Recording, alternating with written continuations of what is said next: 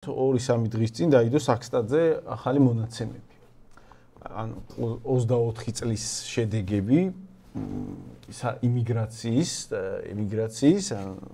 დაიდო ეხლა. ქართველების გასვლა შემოსვლის მაჩვენებელი არ იყო უარყოფითი. ანუ უფრო მეტი ქართველი არ გავიდა, ვიდრე შემოვიდა. აი რამდენზე. აი რაღაცა 500 ქართველი მეტი შემოვიდა, ვიდრე გავიდა. იმის წინა წლებში დიდი უპირატესობა იყო გასული ქართველების რაოდენობაში. აი რამდენიმე 1000-ით მეტი ქართველი გადიოდა, ვიდრე შემოდიოდა. მაგრამ ეს ამ წელს არ ვიცი რა მიზეზით იყო ესეთი უკეთესი მაჩვენებელი. ეს ნამდვილად იმედი ვიქონიოთ, რომ ნამდვილად მართლა ისე მოხდა და საქსტატი რაღაცა არ გვატყუებს. ნუ შეიძლება სხვადასხვა მიზეზები იყოს, არ ვიცი, არჩევნები იყო და მაგ წელს ბევრი დაბრუნდა. ყველა უარყოფითი იყო მაჩვენებელი უცხოელების შემოსვლა გასვლის კუთხით. 13544 უცხოელით მეტი შემოვიდა მაგ წელს საქართველოში, ვიდრე გავიდა.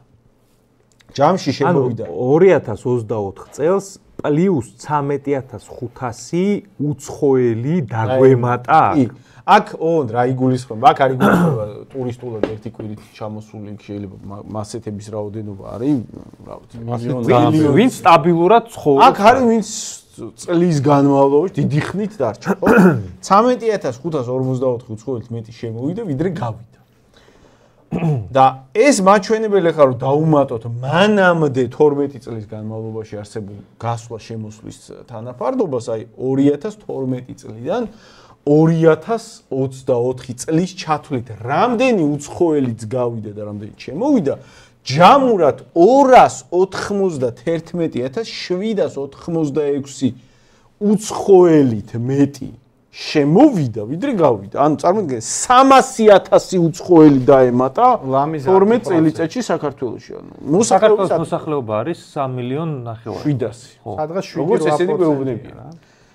პარალელურად ოღონდ იმავე წლებში 2012-დან 2024 წლამდე 316000 ქართველით მეტი გავიდა, ვიდრე შემოვიდა. ანუ 300000-ზე მეტი ქართველი წავიდა, ქვეყნიდან დაგვაკლდა ბოლო 12 წელიწადში. ბოლო 12 წელიწადში და 300000 უცხოელი დაგვემატა აქ მათ ნაცვლად. აგინდა. ჩაანაცვლა. არ არის არნახული.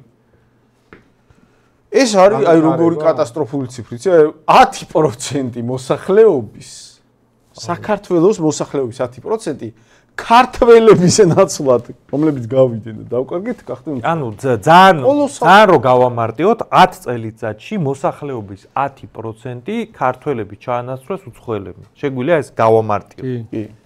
ანუ 10 წელიწადში 10% ქართველები ჩაანაცვლა 10% უცხოელები. კი. რაც ვიცი საქტატის მიხედვით. აი, მოდი ახლა მაგის ცოტა ექსტრაპოლაცია გავაკეთოთ ცოტა ხანგრძლივ პერიოდზე. ანუ ეგრე მოდი აი კიდე 20 წელი, 30 წელი გადაწიე მომავალში და მარტივი დასკვნა გააკეთე.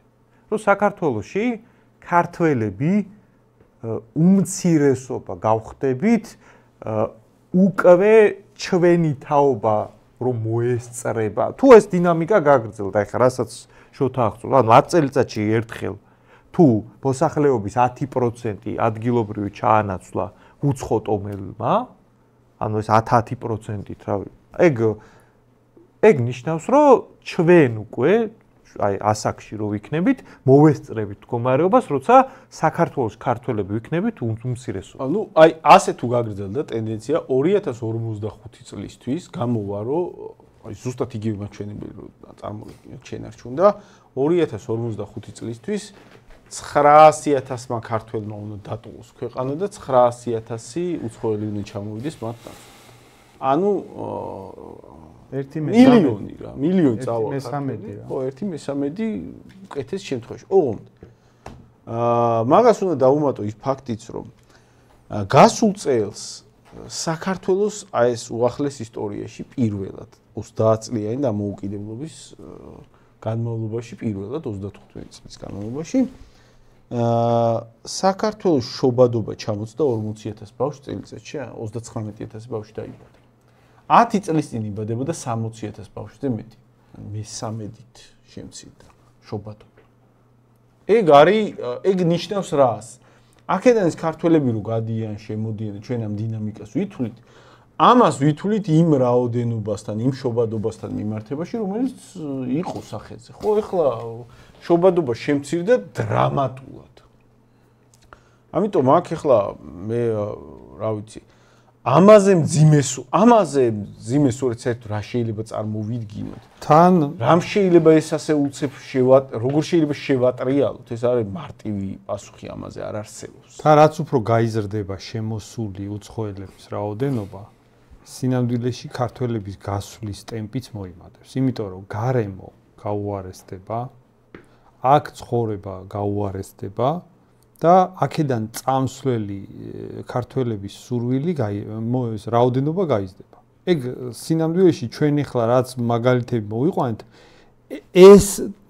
ეს პროცენტი რო შენარჩუნებულიყო, რაც წინა 10 წელში დავითვალეთ, მაგის დათვლით გავაკეთეთ ახლა მომავალზე ანალიზი, მაგრამ ეგ მინიმუმია, რაზეც ლაპარაკია, თუ ეს პოლიტიკა გაგრძელდა. ეს მოცემულობა თუ გაგრძელდა, საქართველოში უფრო და უფრო გაუსაძლისი გახდება ცხოვრება ქართველებისთვის და უფრო მოიმატებს ტემპი წამსვლელების. ეგ არის გასათვალისწინებელი, ანუ სინამდვილეში დაჩქარდება ეს პროცესი, რაც უფრო აქ გაიზრდება. რაზე ჩვენ საუბრობთ, ეგ ის კი არ არის უბრალოდ აი ვიღაცას ქართველობაზე სენტიმენტები აქვს და რაღაცა ნაციონალისტური ისენი გაქვთ თქვენ. ეგ არის სახელმწიფო უსაფრთხოების საკითხი.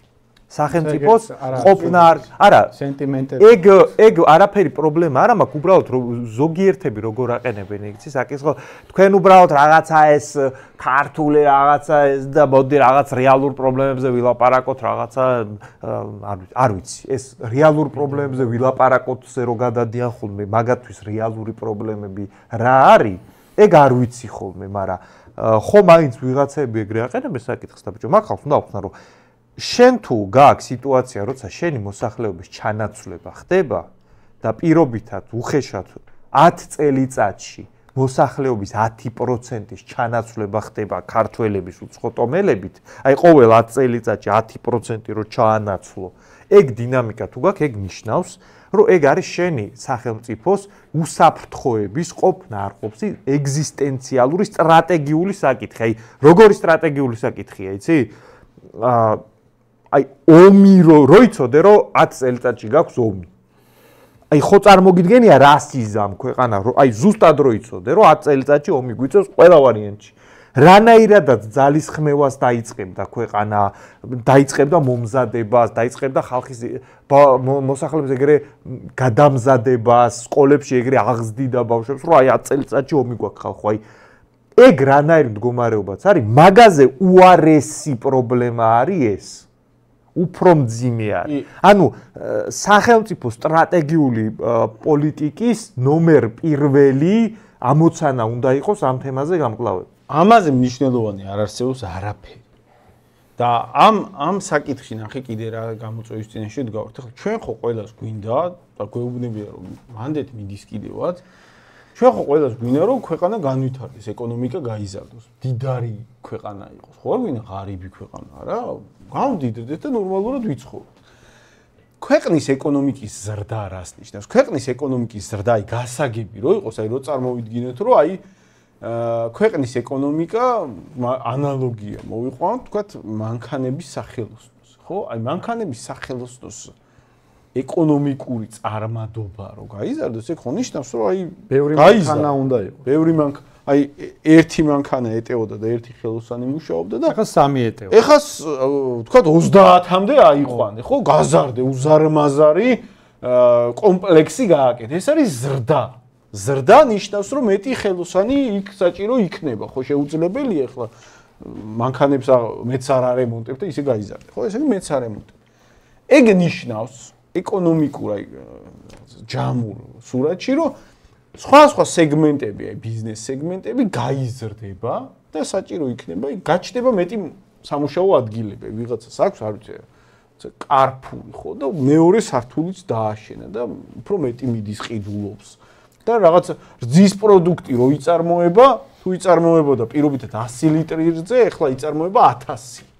ყიდველიც არის და ამ 1000-ის წარმოებას მეტი უშახელი ჭირდება. ეს ხალხი თუ წავიდა და მაგ გამოწვევის წინაშე უკვე ახლა ვდგებით რომ ვკითხოთ აი რატო ჩამოყავთ უცხოელები და რა мотиваცია აქვთ ამათ. ესენი არიან ფინანსური ელიტა. ამათი ბუნებრივი мотиваცია არის იაფი მუშახელი იშოვონ თან ისე რომ ახალი სამუშაო ადგილები მართლა უჩნდებათ ბიზნესდია, ხო? და თუ არ იქნა ადგილზე ქართველი ეს ეკონომიკური ფინანსური ელიტა ხდება ეროვნული ინტერესების ბუნებრივი მტერი, რითი? ამის ინტერესია რომ ხვალ ქარხანაში ხوار გააჩერებს ქარხანა, ვიღაცა უნდა დაასაქმოს. ეს ყველაფერს გააკეთებს, რომ ამის ქარხანამ გააგრძელოს. ანუ პაკისტანელი რაც უფრო მეტი შემოვა, მაგის ბიზნესისთვის უკეთესი. და ინდოელი რაც უფრო მეტი შემოვა, მაგალითად ვოლტისთვის უკეთესი. ხო და ბევრნი რომ ყოფილიყავით ქართველები, მან შეიძლება დაყენებული იყოს საკითხი ისე რომ ბევრნი ვართ და ვინ მოყავს, გაიგე, მაგრამ ის მე მაგას აღარ მიაქცევს მაგ არგუმენტებს ყურადღებას თუ ვეღარ დაინახა ვერავინ ვისაც საერთოდ დაასაქმებს. აი მშენებელია და თან გეტყვი რა უქნა აბა მე არავინ არ არის ქართველი და ეხა მშენებლობას ხო არ გავაჩერებ მე. ხო და მე ფინანსური ელიტა შეჭამს ამ თავისი ინტერესით, შეჭამს ეროვნული ინტერესს. თავის თავსაც დაიღუპავს გზელვადიან პერსპექტივაში. მაგრამ ნუ საერთოდ კაპიტალიზმი ხო იცით ცნობილი გამოთქმა რომ კაპიტალისტებიო 300%-იანი მოგების სანაცვლოდ იმ თოქს მოყიდიანო, რომელსაც ხვალ ჩამოკიდებ, რომლის მეშვეობითაც ჩამოახშობოდა. ნუ ყველაზე დიდი დამანგრეველი აი ეს კომბინაცია არის, როდესაც ხელისუფლება, რომელიც საერთოდ არ ფიქრობს ამაზე, ასეთ საკითხებზე, ამას ემატება პლუს კომერციული ეკონომიკური ელიტა, რომლის კომერციული ეკონომიკური ინტერესია, რომ შენს ქვეყანაში ჩაგისახლოს მიგრანტები. იმიტომ რომ პირველ რიგში ის იაფი მუშახელია, ანუ ბევრად უფრო მეტ მოგებას ნახავს ახლა იმ ვიღაც პაკისტანელების და ბანგლადეშელების მეშვეობით. პლუს ახლა ბინებს რო აშენებს ან რაღაცებს რო აშენებს, ქართულს არ აქვს იმდენი ფული, რომ ამის ბიზნესის რაც ჩადო ინვესტიცია ეგ აუნაზღაუროს. შესაბამისად ეს მოწადინებულია, რომ ეს თავისი ინვესტიცია გაყიდოს უცხოელებზეც. ანუ ყველაზე კატასტროფული კომბინაცია შეიქმნა ჩვენს ქვეყანაში. ხელისუფლება, რომელსაც ფეხებზე კიდია საერთოდ, არც კი ფიქრობს რა დემოგრაფია, რა ქართველების ჩანაცვლება, საერთოდ არც ეგეთი ოფცია არ აქვს, რომ მაგდენი ამ თემაზე იფიქრონ და პლუს ეკონომიკური, ფინანსური ელიტა, რომლის კომერციული ინტერესია, რომ სხვა ქვეყნიდან ჩამოიყვანოს იაფი მუშახელი. მაგასთან შეიძლება დაამატო, რომ ვიღაცამ შეიძლება თქვა, რა მაშინ რა გამრავლდით მაშინ ეს ქართველები და იმუშავეთ მაშინ ეგეთ სამსახურებზე, აბა რა გინდათ თქვენ კაცო ბაზარმა ეს დაარეგულირა და მან რა პრობლემა შემოდის, იცი? არც ერთი საზოგადოება, რომელიც ლიბერალურ იდეოლოგიას ატარებს აქტიურად დემოგრაფიულად არ არის წარმატებული. ყველა ეგეთი საზოგადოება მერე აბალანსებს ამ მიგრაციის ხარჯზე. ყველა ლიბერალური საზოგადოება. ანუ ლიბერალური ქვეყანა, რომელსაც დემოგრაფიული ბუმი აქვს ადგილობრივ მოსახლეობებს, ეგეთი არ არსებობს. ანუ მაგეთ საზოგადოებებში უცხოეთიდან თუ ჩამოყავთ ისეთი საზოგადოების ნაწილი ხალხი, სადაც ლიბერალიზმი არ არის, სადაც არ არის გამარჯვებული ფემინიზმის ქვეყნები, სადაც ტრადიციული ოჯახებია, სადაც ქალის ფუნქცია არის ბავშვების გაჩენა და კაცის არის ოჯახის რჩენა, აი ეგეთი საზოგადოებებიდან ხალხი თუ ჩაყავთ თავისთან, რომლებიც აჩენენ კიდე ბავშვებს და კიდე დიდი ოჯახები ყავთ, მაგის ხარჯზე აკომპენსირებენ ისინი. ოღონდ ეგ რამდენ ხანს გაგრძელდება ზუსტად, არავინ არ იცის, საბოლოო ჯამში ის ხალხი დაიმკვიდრებს ამათ